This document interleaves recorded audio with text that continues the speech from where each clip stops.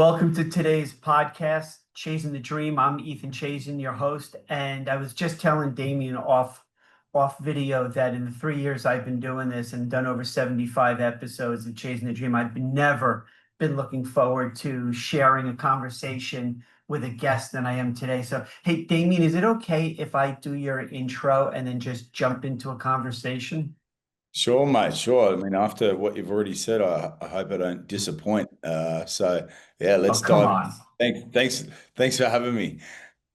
Oh, come on, man. So, okay, ladies and gentlemen, Damien's an Australian-born, Zimbabwe-based environmentalist who was a former special ops veteran. He founded Akashinga in 2009. And since its inception, Akashinga, which originally was named the International Anti-Poaching Foundation, has transformed through Damien's leadership what was a traditionally adversarial approach to conservation into an innovative, uplifting, gender diverse model. We're going to talk about that to protect wildlife and habitat. So, as the organization's mission has evolved over the years, so has its identity, leading to its transition in 2023 to rebrand to Akashinga, which means the brave ones in Zimbabwe's Shona language. It reflects his all-female anti-poaching ranger team's approach to conservation by acknowledging the people at the heart of his leadership, a collective fight for the future of the planet. So, as Damien says at Akashinga, we centralize social impact around the advancement of women's leadership to achieve natural conservation. So if you don't know this about Akashinga, I'm here to tell you they protect over 13 million acres of wildlife across 6 African countries with over a staff of 900 individuals working with communities to connect, protect, and restore vital ecosystems as the frontline response to the climate crisis. So Damien has said repeatedly his vision is to protect the natural world. Without further ado, I'm amped up to have this conversation. Welcome to the show, Damien. Thanks, mate. Thank you. Very much appreciated. Good to be here. And yeah, I mean, sometimes hard to have self-grace because you get caught up in the daily grind of work. But when you frame an introduction like that, it's okay to come up for air and accept that self-grace and yeah, that I just Well, felt proud. I felt proud of the team and where we're at as an organization, hearing the introduction you just said. So thank you very much. well, it must be kind of awkward to know that you're so passionate about this pursuit that you've been doing since 2009. And if you stop to reflect about the totality of the impact, I can imagine it's got to be humbling, but there's something in particular I want to jump right on top of. And I was watching an interview of you, and you said that a woman's instinct to protect is the most powerful force in nature. And I was Yeah. curious how you apply that in your role, building up this tremendous force of all women anti-poaching rangers. Mm. So it's interesting because I used to go to the US and I'd be up on stage and giving talks, and this was from the when we were very much inside a nature preserve, looking out on how we're going to defend this area, as opposed to where we are now, outside, shoulder to shoulder with the community, looking in because they see the long-term benefits of conservation. And I'd be up on stage, I'd be honest, and I'd say, listen, don't think of what we are doing as the solution. Okay, think of it. We're like a paramedic. We're trying to get the situation to the operating table until someone comes along with a better solution than what we have. And that solution back then, it was drones, bigger fences, biceps, bullets, and just this hard line in the sand of we're going to defend this area. And I used to lay awake at night just trying to figure out, like, this is not, it's not sustainable, it's not scalable. We were viewed as an occupying force in these areas. We weren't welcomed by the community. This is on a continent that's going to have 2 billion people by 2040. it will be the people that decide the future of conservation. It won't be bigger fences and more guns. And I started doing research into the other side of all of this, the social side. Yeah, we have an environmental side, uh, and it's quite clear too, because there's often a fence, or there is a demarcation where it's like this is the preserve and that's the communities. And I started thinking about it from a community aspect. Mind you, it took me 8 years to get to a point where I wanted to even start considering like alternative uh, approaches to this, and started doing a bunch of research and just found like this consistent theme through everything I was reading about an overwhelming body of evidence saying that empowering women was the single greatest force for positive change in not just in Africa, but across the world, and particularly in rural communities. And so you start to look at our industry through the lens of someone who comes from the ultimate boys' club of special operations, who had never worked with women before. And you see an industry where women were outnumbered at an operational level by as much as 100 to 1 in many cases, and given certain opportunities in some places, but never really given the full opportunity. And it's just like, well, let's see what would happen if we gave the full opportunities to women.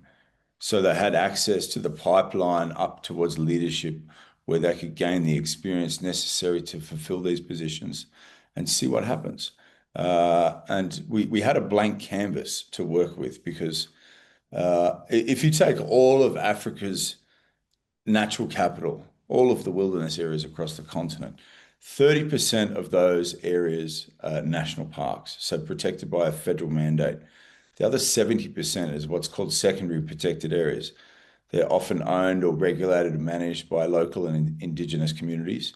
And many of them are used to create an economic income stream for trophy hunting. Now, trophy hunting, whether people like it or hate it, it's not the argument. The reality is, as an industry, it's dying in many countries. So communities that have historically used that to generate an income and motivate conservation don't have that anymore.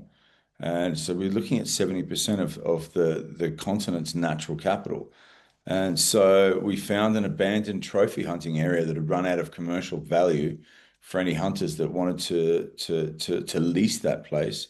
And that in itself is the only reason we were given an opportunity, is because this place was worthless.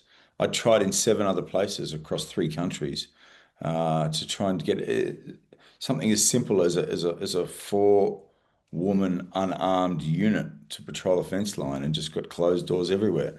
So yeah, that was it was. It's not like we sat down, or I sat down with like this big roadmap and mapped it out. We just started with an idea, and that idea was, it was driven by a passion to want to find a way to do things differently. Because I want to sit back uh, when I'm retired and all said and done. I want to be able to sit back and say I helped play a part in protecting as much of the natural world as possible. And that is my purpose in life. And purpose is the most elusive thing. And I have that purpose. And of course, if you have purpose and you're driven and you're motivated, you want to find the best way to carry out whatever that mission is. It's interesting to me because if I understand correctly, you're saying that 70% of Africa's land is privately owned. And I was watching a different video about Akashinga and the work that you're doing. And they alluded to the fact that you had this epiphany that if you buy the hunting rights or the lease on the private reserves, and then Yeah. you literally train these Akashinga rangers to Yeah. defend that land, you're literally going from a kill zone area to a protection area. Is that what you mean when you say conservation is a social issue? Yeah, I mean, it's you've got people that live alongside wilderness areas. They see tourists that come over and go to the sexy areas. and they've got a natural asset that's sitting there that could be cleared and used for agricultural use, or chop down the timber and use that, or poaching. So it's an instant, uh, hand to mouth asset that's sitting there. Where if you look at it as a long-term nature-based economy, or asset, in terms of not only what it delivers locally but globally, it's far more valuable if we hold on to this long term, as opposed to chop it down once or shoot it once. And what we've got to do in this, I like to think of it as an ever-shifting formula. We're working with small teams in areas the size of small countries. We're trying to protect with tens of thousands of people living alongside these areas. And if they don't see the long-term value of the conservation work, then they simply, come in and cut down the trees, or poach the animals, or, start illegal mining, whatever it may be. So we have this ever-shifting formula that what works today is necessarily not going to be what works tomorrow. And our job is to try and sit in the middle of this shifting formula. And, that's been, I mean, the magic in that, for us, which was an accident, was centralizing that social impact around the empowerment of women. We didn't realize that we were going to have such a reduction in conflict with the local communities. Women became the bridge that conservation, as an increasingly antagonistic, law enforcement driven industry, was having with these local indigenous communities that lived alongside these areas. They'd once lived inside these protected areas. They'd, then the continent was colonized. People were kicked out of these areas. We put up fences, called them national parks, or preserves, and then all of a sudden, communities and cultures that had lived for tens of thousands of years in harmony with nature are now isolated from it. And we set up all these rules and regulations. And if someone from the community wants to come in and shoot an animal, we call them a poacher, and they go to jail for it. If someone from America wants to come across and pay some money, then they're a hunter, and they go and hang that animal's head on the wall. So we just wanted to not look at hunting as an argument to be had, just an equation to be solved. And the simple reduction in conflict that women bring to potentially conflicting situations, which would in many cases escalate if men were involved. And I say this having come from 2.5 decades of law enforcement. I've built a career around training men for armed conflict on the front lines. There is a different value system that women bring to law enforcement. And when you have de-escalation in conflict, it is far more powerful than any tank, any bomb, any battalion of men or women you want to drop somewhere and try and achieve something. There's very few examples in history of an occupying force having a long-term good relationship with the local population. And so we accidentally found not only the most powerful force in nature, a woman's instinct to protect, but realized that women generally want to have a conversation with something before they blow it up, which when you're trying to work with tens of thousands of people, that's a pretty valuable asset. And to come back to this hearts and minds, which rolls off the tongue so easily, but is so hard in reality to actually implement. And here with Akashinga, we've managed to achieve what very few armies in history have been able to do, and that is win the hearts and minds of local communities. It's interesting to me how critically important it seems that this force of powerful societal good is women driven for a few things. So like I'm watching a few different videos about this, and I'm watching the campfire scenes where they're going around and all of the Akashingas are telling about each of her stories Yeah. and pretty depressing, horrific kind of backgrounds in terms of getting married and being abused. And so you go from that model And Mm. then on top of that, if I understand correctly, you didn't initially come to this idea of an all women dedicated force. Your wife had to plant the seed. Yeah. But Well, then the idea of women just yeah, as these capable champions of de-escalation is just yeah, that really struck me the most. Your Rangers' ability to have such a positive pro-social impact on their own communities. yeah. And it's been, it's not just that. I mean, there was friction in the beginning, but we've seen this sort of form of social re-engineering in terms of the way that that women are perceived in these communities in a country that, when I first arrived, had the lowest life expectancy in the world for a woman. And now these women, they're in their uniforms, they're trained. Many have gone off and done additional studies or university and come back and taking up leadership positions or in various leadership pipelines that we have as an organization. And they walk and drive through the communities with pride, and they're looked upon with pride because the community knows that the clinic that's just been rebuilt, or the school that's been refurbished, or the boreholes and the fresh water that's supplied, it's all linked to the ecological outcomes that these women are driving, and that this is a holistic model. It's not just we're doing, certain social impact programs in isolation or in silos, or conservation by itself with a big fence there and a bunch of guns saying, we're going to protect this because, we've got to hold on to nature. There's actually this holistic cycle of everything leveraging off each other. And again, like I've got a bunch of this shit, Ethan. It's been a mistake.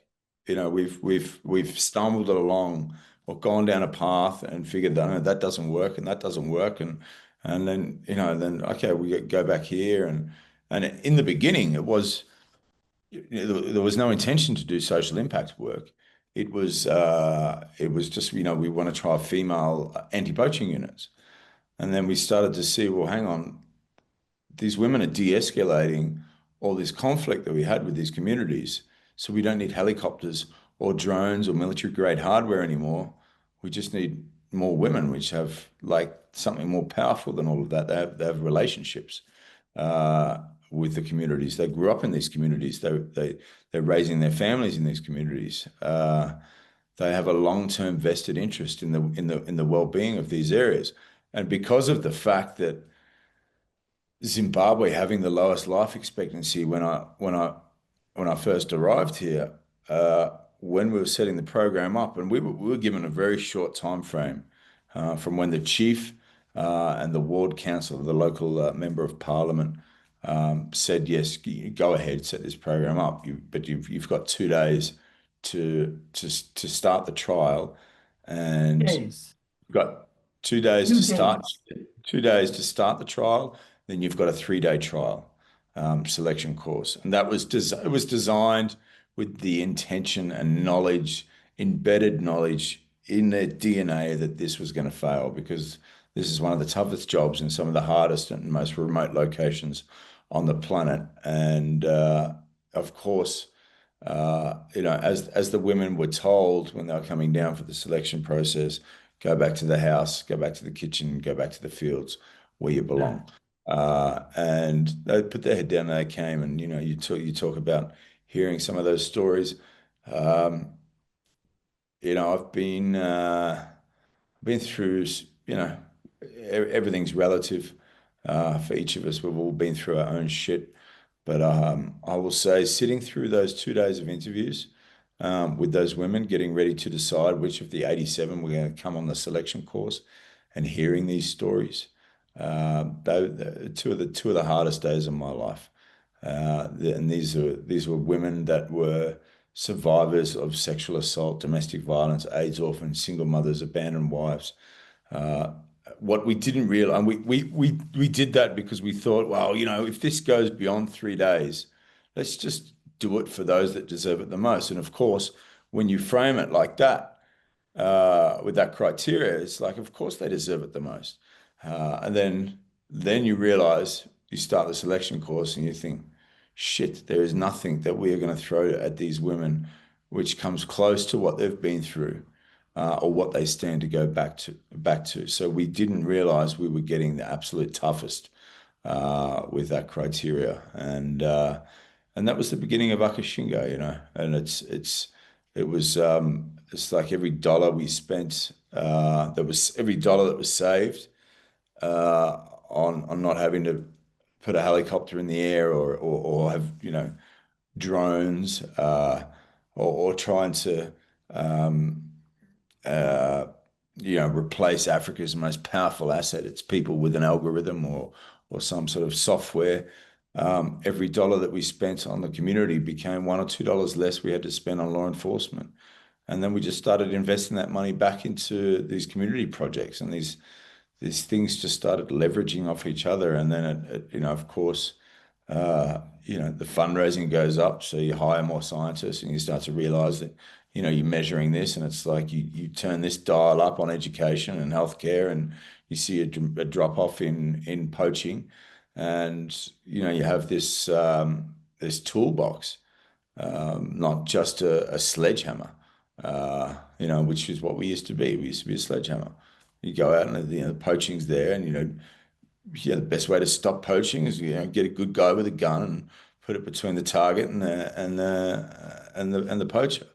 And then you start to realize, well, hang on, there's a lot more context and depth here, and it really is. Conservation is not a conservation issue; it's a social issue, and that's our job, is to still remain a conservation organization, but to use the anchorage we have in the long-term leases we hold with Indigenous communities to be their social impact partner through the self-determined needs of what they say they need as communities.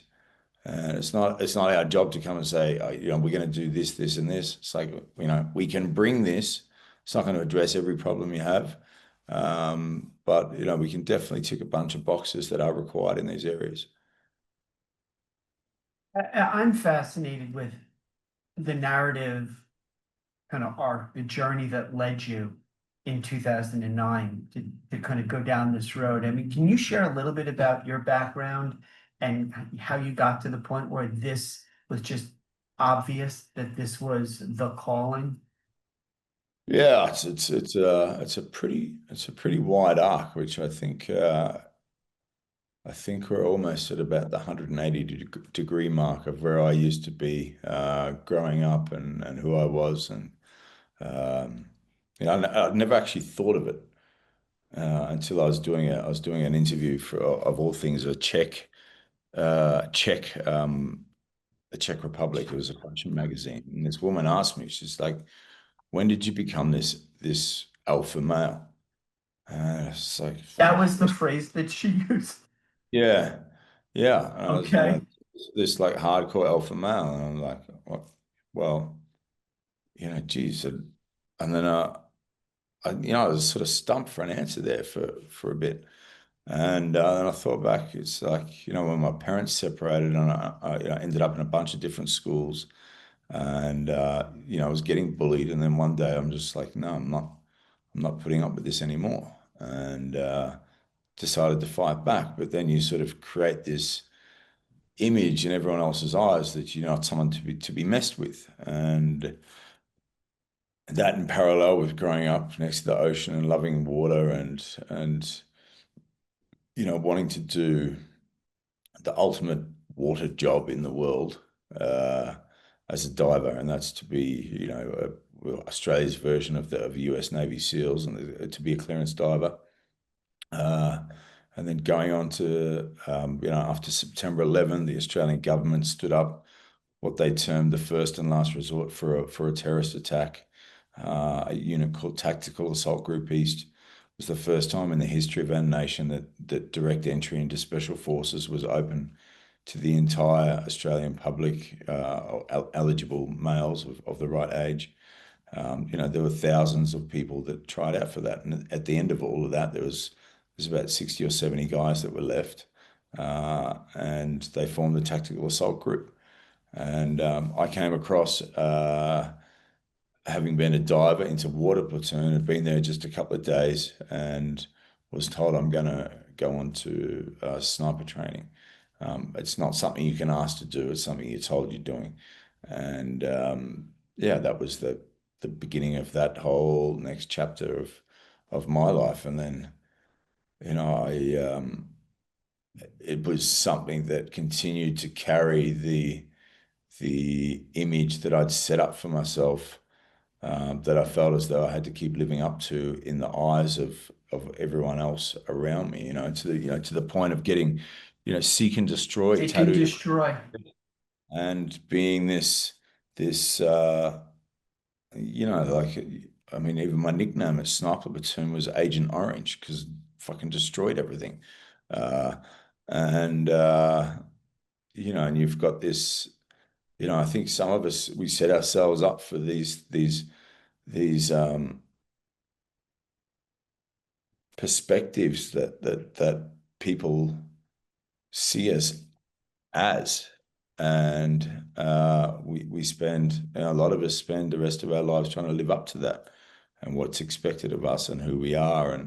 And I think definitely for me, one of the thing I'm most proudest of is being able to say to myself in front of the mirror, like, that's bullshit. Like, and call yourself out, like doing these self audits and saying, you know what, like that part of your life is not cool, and you got to cut that out, or you got to do this, or like this isn't right. I protect nature. And it's had billions of years to evolve. Evolution is the cutting away of the bits that don't work, keeping the bits that do, and moving forward. As humans, as individuals, we don't have 5 billion years. We have a handful of decades of working life if we're lucky, and a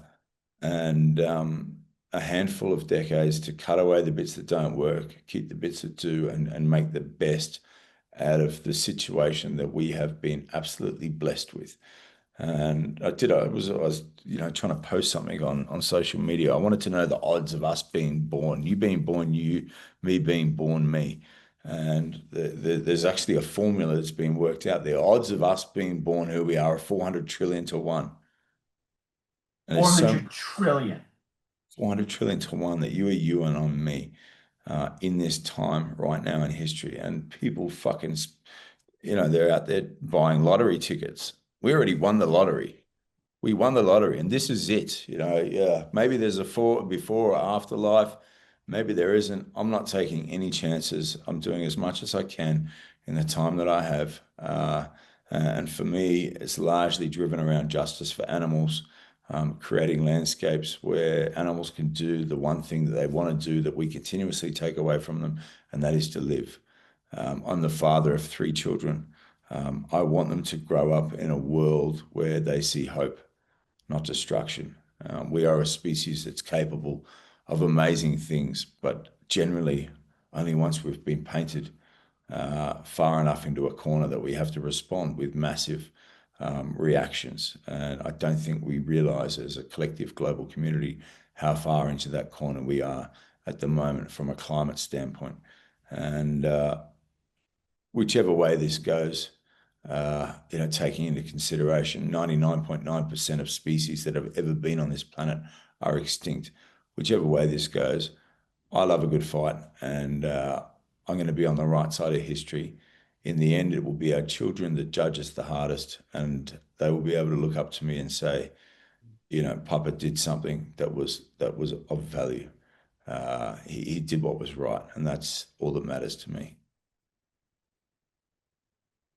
I would love to just end it there, but I have to ask the next question, which Yeah. is when you talk about that being your legacy and having the ability to kind of look in the mirror or look to your children and say, this is the legacy I left for you. Where do you want Akashinga to go next? Like, as you see 2026 and beyond, where do you see hopefully, where do you see the evolution of what you've built to the logical progression of whatever comes next? So I mean, it's a matter of expansion, but we've been fairly aggressive with expansion over the last 3 to 4 years. So this year is a year of consolidation.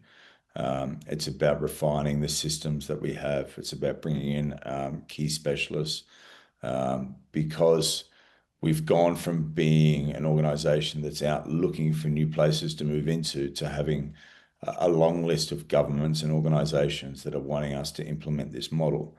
Um, I sat on an advisory board for um, it was going to, but essentially creating policy and guidance documents for what informs over 100 governments around the world on how to get women into the forefront of conservation. And they benchmarked Akashinga as the major case study. And when I was sitting there discussing with the team on like what is the key thing that enabled this to grow. And it was being able to step back and say we need to rebuild the organization.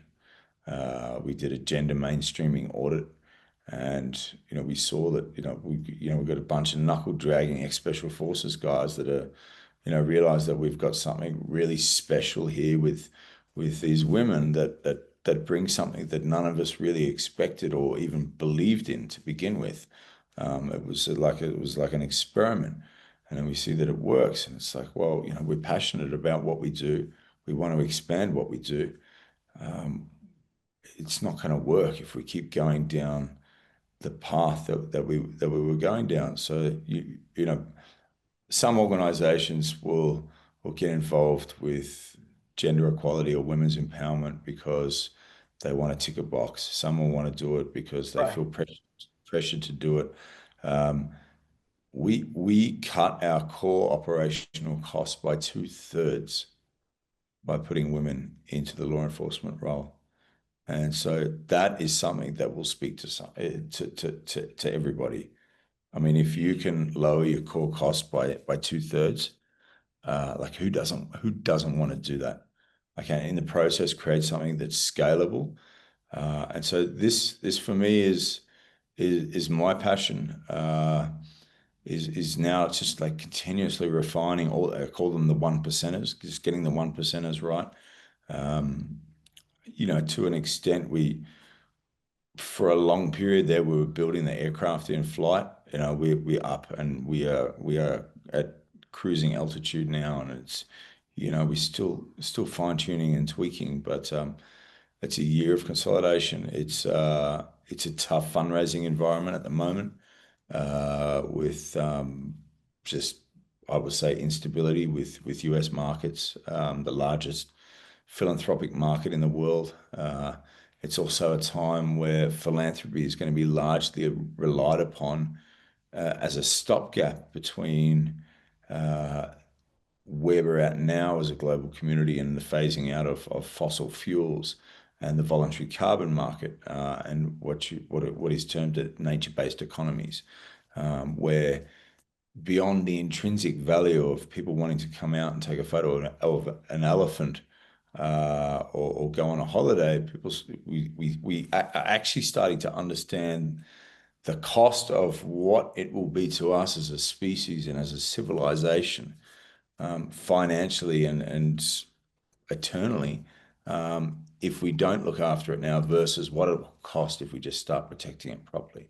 And there's genuine values that have been placed not just on carbon that's been stored, but on carbon that is linked to not only biodiversity but other social impact metrics. For example, it's limited by the imagination of those that want to sell these credits to organizations like Boeing or Volkswagen or whoever it may be that want to reduce their footprint.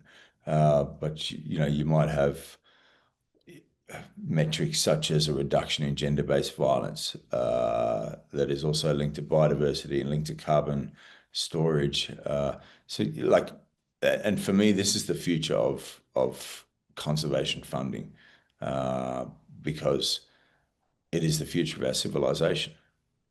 If our willingness to protect biodiversity at scale is going to be directly linked to where we go as a species.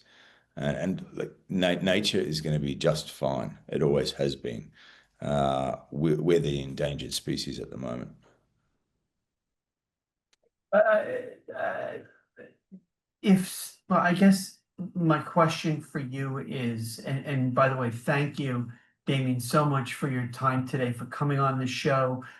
We've been talking about this for a long time. It is genuinely my greatest honor and privilege to have you on the show today. But so if somebody hears this message out in the universe and says, I need to support Damien in his efforts at what he's built, which people have called Zimbabwe's greatest export, how do people get in touch with you? How do they reach out to you and say, this is something I want to help you from a funding standpoint, or just learn more about what you're doing?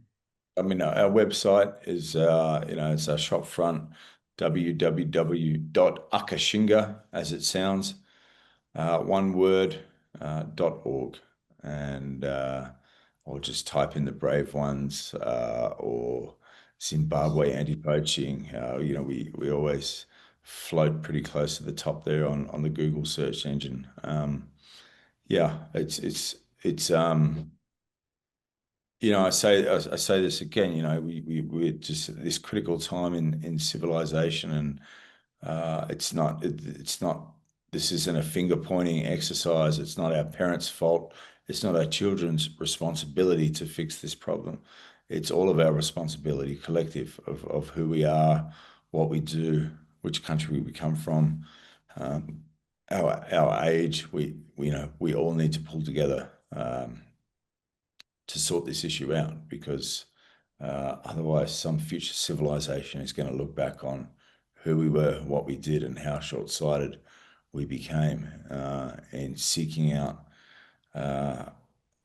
capital growth or personal agendas, as opposed to really seeing the magic of what we have here in this one big beautiful backyard we call nature, and the most minute chance that we actually had the chance of life, you being you, me being me, and like, why waste it? Yeah, let's make the most of it.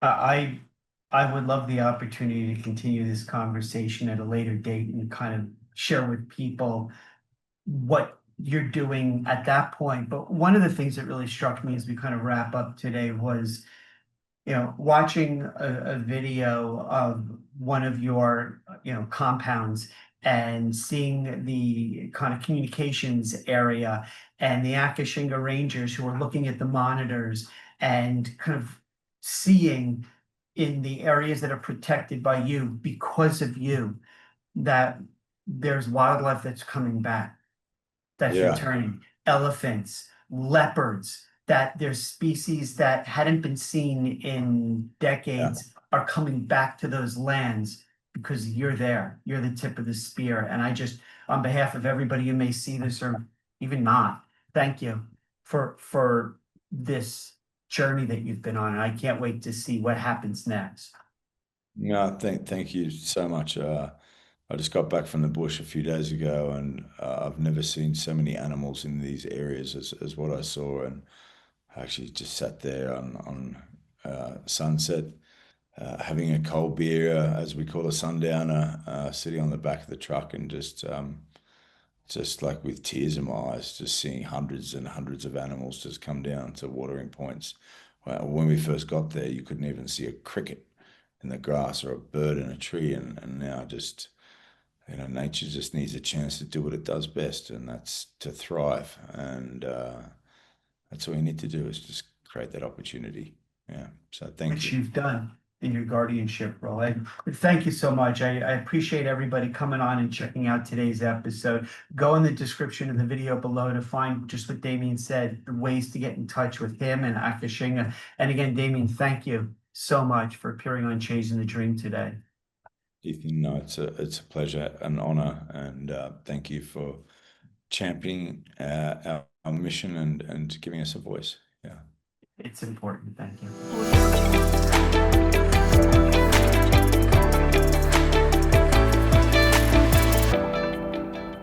jungle.